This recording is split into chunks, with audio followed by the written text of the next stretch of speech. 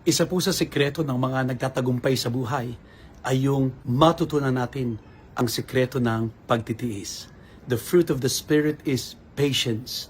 Isang bagay po na dapat nating mamaster araw-araw sa pakikitungo sa tao, sa paghihintay sa ating pinapanalangin, sa ating mga transaksyon, sa anumang bagay na ating kinakaharap sa buhay.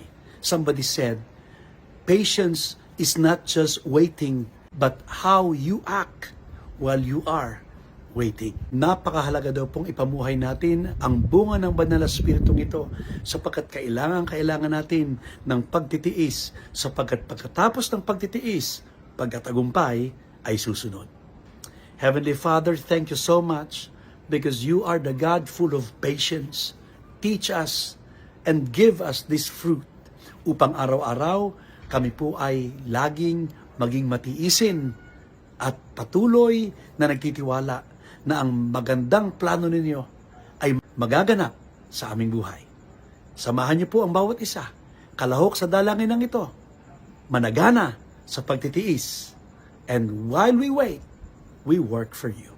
In Jesus' name, amen.